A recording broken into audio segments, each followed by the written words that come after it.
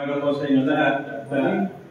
We thank God in the morning because all of us again have been assembled in this place, a new place. Actually, napakaganda itong lugar na ito. No? I always pray na sana magkaroon tayo ng permanent place na we could hold our meeting.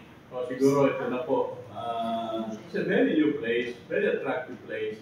At nung nakaraan, medyo maganda rin po yun, pero I was just surprised when I received an information that it's going to be a new place again.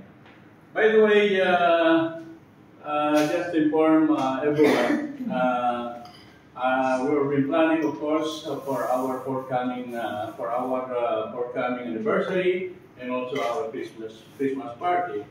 So I instructed our secretary, if it's possible, if we can have it here, kung accommodate tayo dito, siguro gawin na natin kaagad on the first week of December. It's possible? December. Okay, first week of December. Kaya last week of November. Malahan na natin kaagad. So at least, ma-reserve na po natin ito. Of course, I just want to inform you, about a week ago, I was one of the guest speakers at RWX. At there are several dignitaries who have been guests of honor and speaker. At tayo po ay simple lang ginawa natin, but of course, lahat po ng mga senior na different kind of municipality, ay talagang nagkagulo po. No? Ako'y nagparapol. Nagparapol. Yes, yung mga senior na mahilig mag-sumba-sumba, ay binulrun ko sa stage. So, sabi ko, kaysa actually, our secretary has prepared a very nice speech. English nga lang po. Sabi ko, hindi ko na mababasahin itong prepare sa secretary ko. Ako na lang magbibigay sa inyo ng magandang alaala para sa inyo sa araw na ito. So, nagparapol po tayo at yun, nagkagulo na. Di ko pinamulaan ko yung edad ko. Siguro yung nag-attend, nag-guess. At least yung isa nag-guess. So, nagkaroon siya ng 1,000. So, the rest, bibigyan ko na lang ng 500. So, napakasaya pangyayari po nun. At of course, our energetic secretary was with us and the rest of the members of CCL. And I just want to inform you, I hope, kasi I've been absent for several meetings because of my business trip sa US. I've been in the US for almost 18 days. And ngayon, I'll be leaving again tomorrow for Turkey for another business opportunity. So mga 2 weeks na naman ako mawawala. So I guess the secretary could handle it. Okay po. So then please pray for my safety and as well for success of this particular business endeavor. By the way, ito pong ating guest speaker today ay hindi na ho kakaiba. Pagamat ngayon lang ho kami nagpangita. Actually, medyo lamang mo sa akin ng 5 paligo eh. Batang-bata pa po nito. At very energetic po itong ating guest speaker niya sapagkat alam po ninyo yung kanyang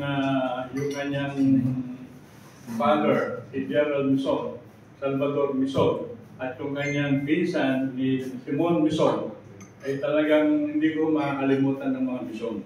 Sapagkat nagkaroon po ng problema sa custom dahil nag-import po ako ng sasakyan. Eh kamana-mana po, isang dating congressman ng Antipolo, akala ko tinutulungan nila ako eh. Hindi pala. I was being shocked of all the fees that I had paid sa custom, then suddenly I found out itong mga sasakyan ay mapupunta pala sa kanila. So, pinigay ko yung mga dokumento sa kanyang son-in-law, ng pera, blowout, overnight, alam na mo. So, yung mga collector, ay, to cut the story short, nung ilalabas ko na po, ay nagkagulo kami sa payment division ng custom. At kasama yung mga bodyguard, itong si King Sumulong, at mabuti, alisto ako, nung sinuntok ako, nakahilig naman ako, susunod ko naman siya, nakatutok na sa akin yung 45 sa bago ko. So, napakabait ni Lord. So, nevertheless, na-release ko naman ho yun. Although, talagang ako'y nagpunta kay Commissioner Salvador Bison at that time. So, through paring Mon Bison, pinsan po ng ating guest of honor ngayon. Actually po, na-release ko naman. 15 klaseng sasakyan ng buyon. Second na lang, galing pa ng Japan. Kanong pa manibela. Isipin mo, kukunin lahat yun. So, pinagkakas ko pa rin, no? Awa ng Diyos, kinuha na siya ni Lord. Congressman, hindi ko makalimutan ito eh. Ano po, no? Sumulo, Francisco Bomo Sumulo. Grabe yung kumpanya ginawa ko po dito. Lahat ng sasakyan ko, ginamit ko, lahat ng member ko sa Baraka. I was then the president of ABC ng Antipolo. Talagang ginamit ko lahat ng manpower ko para lang mapanalo namin. Pero yun nga, nakakagod ko. Pero nevertheless, na-realize din nila, nung tumakbo siya ng congressman, nag-iusapan ako nung pamangkin niya, si ating mayor ng Antipolo, ay bumalik naman ako. Sa hindi magandang pangyayari, ay natalo po sila. Kasi wala na ako doon eh. Nandito lang sa Malate. Let's go back! Pasensya na po. Alam nyo, idol po po itong ating guest po. Lalo na po nasa immigration. Never in the history ng immigration, the immigration was digitalized. Ay interview sa radyo, sa TV. Napapakinggan ko lagi kung paano niya i-set up ang immigration sa record keeping. Kasi yun importante. So siguro, nabalitaan nyo naman, nung iba na nandun, marami na nangyari na hindi maganda. Pero at the time of our guest, ay talagang masasabi ko po, ako mismo ay witness doon sapagkat I was once a member of the intelligence group. Kasi marami akong brad doon na masun. So, tinuko nila ako as one of their aides. So, pag-report lang mo naman ako, lagi ko naman nakikita si Commissioner pag ako'y nagpupunta ko. So, I guess without any further ado, ay ibig ko na ibigay sa inyo itong ating magiting, pogi na, mabango pa.